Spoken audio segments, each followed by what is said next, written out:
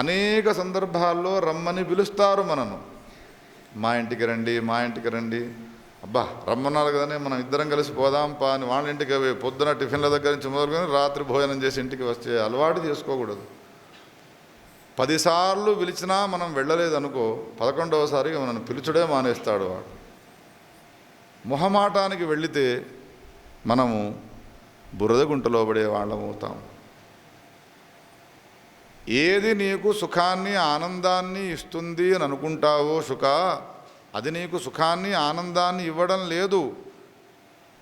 నీకు సుఖాన్ని ఆనందాన్ని ఇవ్వడం లేదు అని అన్నప్పుడు నీవేం చేయాలి? దాంట్లో దోషాన్ని అనుసంధానం చేయాలి. రమ్మన్నారు కదా 10 సార్లు, ఎందుకయ్యా మనం పోకూడదు వాళ్ళ ఇంటికి? అబ్బో వాళ్ళ ఇంటికి పోయి ఛాయ్ తాగినామనుకో, వాళ్ళు ఆ ఛాయ్లో ఏదో మందు కలుపుతారు మనకు. ఓ అట్టనా, అయితే వద్దు తీవనని వాళ్ళ ఇంటికి. ఒకళ్ళ ఇంటికి వెళ్ళాలనే కోరిక ఉండి ఆ కోరిక మనలో నశించాలి అనంటే ఆ ఇంటికి వెళ్ళడం వలన వచ్చేటువంటి అనర్థాలు ఏమిటో ఆలోచన చేస్తూ 1కి 10 సార్లు ఆ ఇంటికి పోవడం మానేయాలి. ఇట్లా 10 మంది ఇంటికి వెళ్ళడం మానివేసినాము.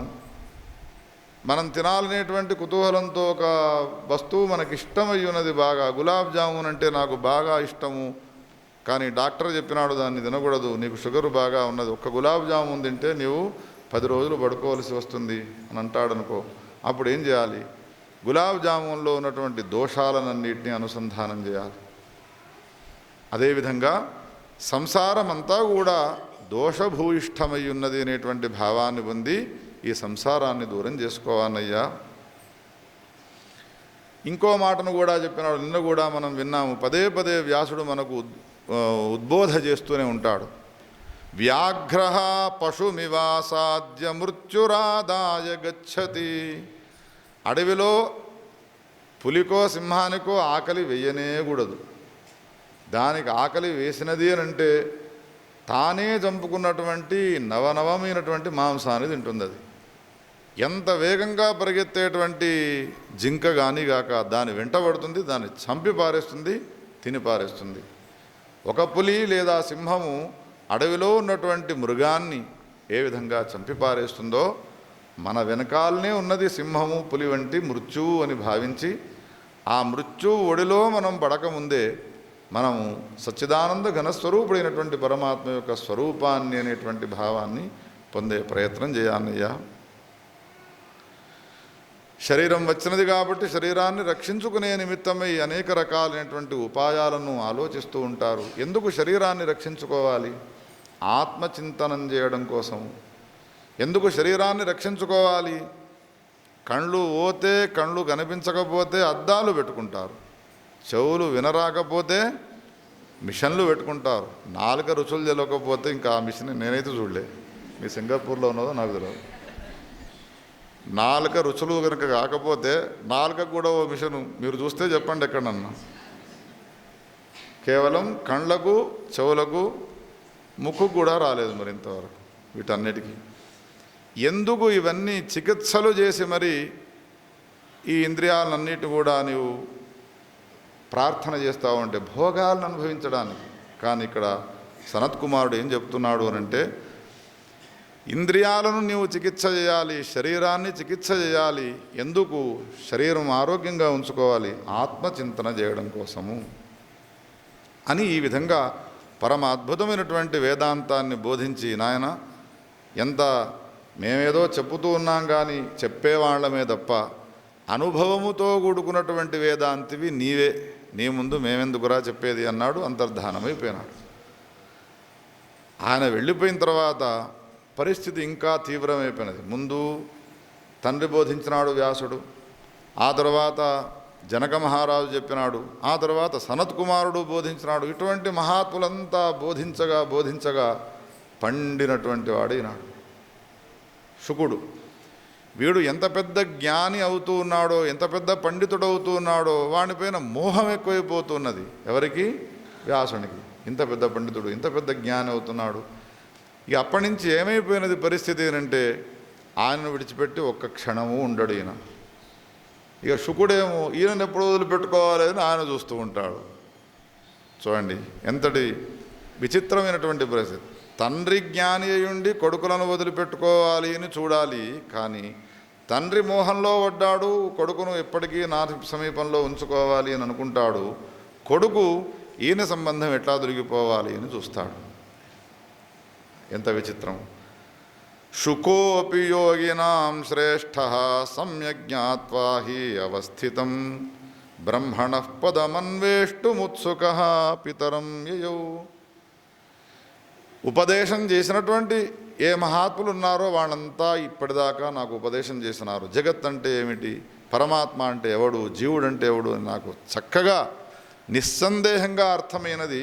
కానీ అది అనుభవంలోకి తెచ్చుకోవాలి, దానికి నేను సాధనం చేయాలి అని సాధన చేయడం ప్రారంభించినాడు శుకదేవుడు. వ్యాసుడు మాత్రము ఆయన విషయంలో ఒక్క క్షణం కూడా వదిలిపెట్టి ఉండే పరిస్థితుల్లో లేడు అనే ఈ కథను చెప్పుతూ ఉండగా నారదుడు ఒక ప్రశ్న వేసినాడు సనక మహర్షిని. అయ్యా, అసలు జ్ఞానులైనటువంటి వ్యక్తులు ఎక్కడ ఉంటారు, వాళ్లకు సంబంధించినటువంటి పరిస్థితి ఎట్లా ఉంటుందో వివరించి చెప్పవయ్యా అన్నాడు. అంటే శుకునికి సంబంధించిన చరిత్రని ఇంకా ముందుకు కొనసాగిస్తూ ఉన్నాడు. శుకుని గురించి విన్నావు కదా. ఆ శుకుడు ఆశ్రమంలో ఉన్న సమయంలో సాధన ప్రారంభం చేసినాడు. అనేక మంది మహాత్ముల యొక్క ఉపదేశాలు విన్నాడు కదా. సాధన ప్రారంభం చేసినాడు.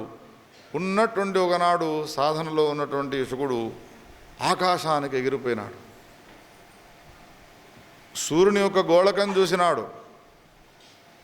ఏ వాయువు ఉన్నదో ఆ వాయువు యొక్క శరీరాన్ని పొందినాడు. ఆయన చూడడానికి చాలా భారముగా ఉన్నటువంటి శరీరం గలవాడైనప్పటికీ కూడా ఆకాశంలోకి ఎగిరిపోతూ ఉన్నాడు. ఒక ఆకాశంలో ఎగిరేటువంటి పక్షులు, గద్దలో లేకపోతే పావురాలో కాకులో ఎంత తేలికగా ఎగురుతూ ఉంటాయో అంత తేలికగా ఆకాశంలో ఎగురుతూ ఉంటే ఆయనను చూచి సిద్ధసారణాదులంతా కూడా ఆశ్చర్యచకితులైపోయినారు. అందరూ జయజయధ్వనాలు చేస్తున్నారు, ఆశ్చర్యచకితులు అవుతున్నారు. ఇప్పుడు ఆయనకు ఒక విషయం అవగతమైనది.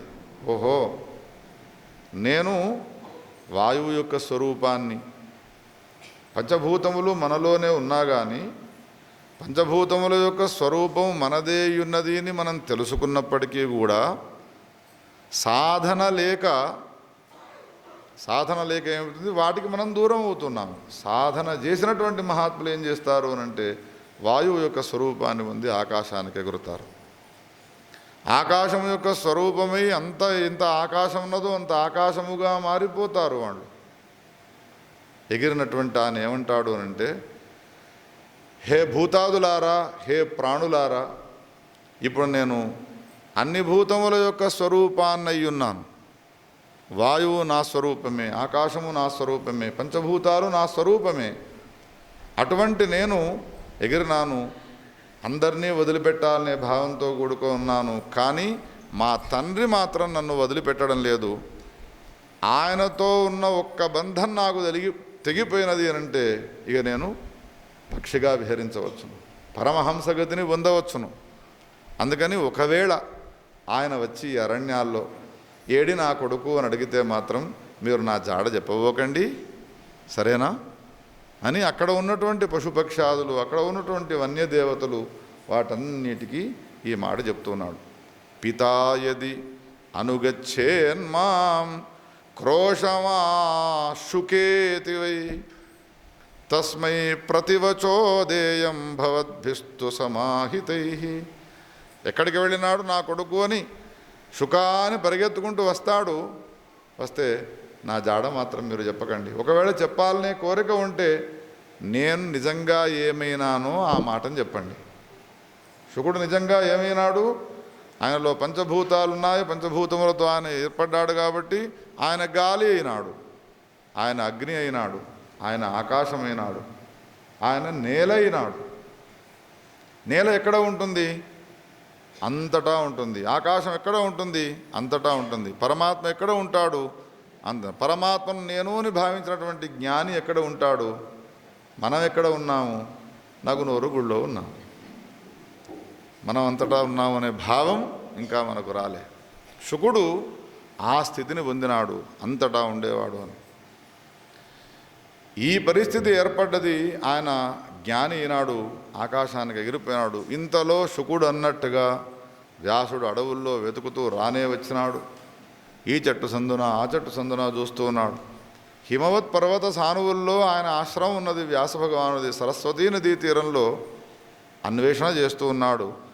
శుకా అన్నాడు గట్టిగా. అనగానే సమాధానం చెప్పవద్దు, ఒకవేళ చెప్పినా మీరు చెప్పండి అని అన్నాడు కదా. అందుకని వనదేవతలు ప్రాణులు అన్నీ కూడా ప్రతిధ్వని చేసినాయి. శుక శుక శుక శుక. పెద్ద పెద్ద పర్వతాల సమీపానికి వెళ్ళి మీరు గట్టిగా అరవండి, అరిస్తే ప్రతిధ్వని వస్తుంది. ఇక్కడ నారద పురాణంలో వ్యాసుడు ఏమంటాడు అనంటే, ఏనాడైతే వ్యాస భగవానుడు పుత్రవ్యామోహముతో శుకాని గట్టిగా అరిచినాడో, భో శుక, ఆనాడు ప్రారంభమైనటువంటి ఆ ప్రతిధ్వని ఇప్పటి వరకు కూడా కొనసాగుతూనే ఉన్నది. ఆనాడు ప్రారంభమైన ప్రతిధ్వని. ప్రత్యాహార జగత్సర్వం ఉచ్చైస్థావర జంగమం తతః ప్రభృతి నాద్యాపి శబ్దానుచ్చారితాన్ పృథకు గిరిగహ్వర పృష్ఠేషు వ్యాజహార శుకం ప్రతి. శుకాని ఉచ్చైస్వరంతో ఆయన పిలవగానే ప్రతిధ్వని వినవస్తూ ఉన్నది. ఆయన జ్ఞాని వ్యాసుడు. పశుపక్ష్యాదులన్నీ కూడా ఏమంటూ ఉన్నాయి అనంటే, విశ్వవ్యాపకుడైనటువంటి పరమాత్మ యొక్క స్వరూపాన్ని పొందినాడయ్యా, పంచభూతముల యొక్క స్వరూపాన్ని పొందినాడయ్యా నీ కొడుకు. ఇక నీ కొడుకు ఒక ఉపాధిలో లేడు, ఉపాధిని వదిలిపెట్టి విశాలమైనటువంటి శరీరాన్ని ధరించినాడు. కానీ ఇది ఈయనకు సంతోషాన్ని కలిగించేది కాదు వ్యాసునికి. అందుకని వ్యాసుడు మనస్సంతా అల్లకల్లోలమైపోయి ఉన్నది. తనకున్నటువంటి మానసికమైనటువంటి సుఖము సంతోషం తొలగిపోయినది. మళ్ళీ మానసిక సుఖము సంతోషము ఆనందం కలగాలంటే తపస్సు చేయాలి అని భావించి నరనారాయణ ఆశ్రమానికి వెళ్ళినాడు, బదరికావనానికి. అక్కడ అనేక సంవత్సరాలు తపస్సు చేసినాడు వ్యాస భగవానుడు. సరిగ్గా ఆ సమయంలో అన్ని భూతముల యొక్క స్వరూపాన్ని నేను అనేటువంటి అనుభూతిని పొందినటువంటి ఏ శుకుడున్నాడో ఆ శుకుడు నరనారాయణాశ్రమానికి వచ్చి చేరుకున్నాడు.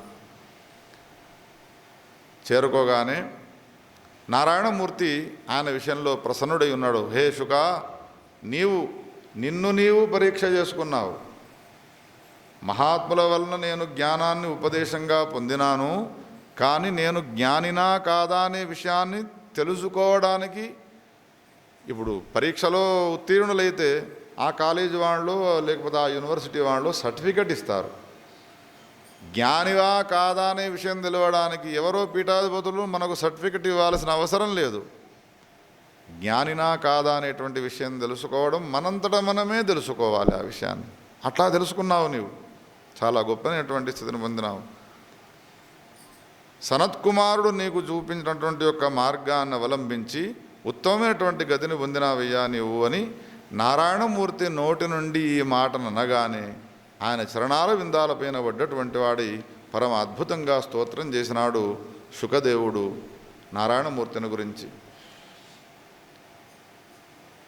శ్రీషాయ శ్రీనివాసాయ భక్తవశ్యాయ శార్ంగిణే అష్టప్రకృత్యధీశాయ బ్రహ్మణే అనంతశక్తయే. ఇక మరి వ్యాసుని పరిస్థితి ఏమైనది?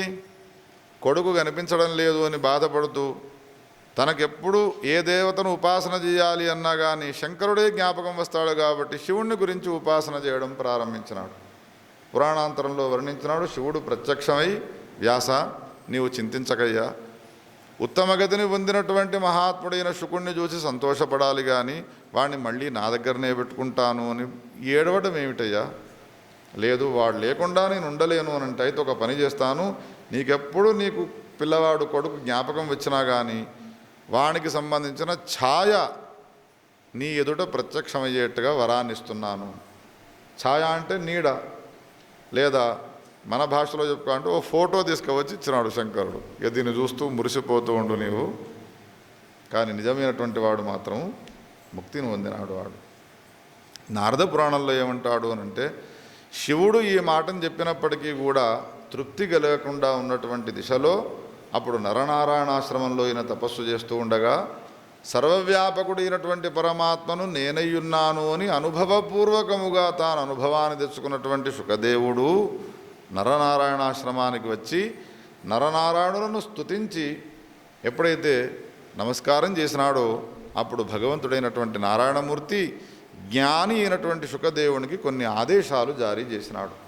ఏమంటూ ఉన్నాడు అనంటే, వ్యాసపుత్ర మహాభాగ ప్రీతోస్మి తవ సువ్రత విద్యామాప్నుహి భక్తించ జ్ఞానీత్వం మమ రూపధృకు. హే శుక, ఇప్పుడే నేను చెప్పినాను పరీక్షలో ఉత్తీర్ణుడైనాడు అని ఆ పాఠశాల వాళ్ళు ఆ యూనివర్సిటీ వాళ్ళు సర్టిఫికెట్ ఇవ్వాలి.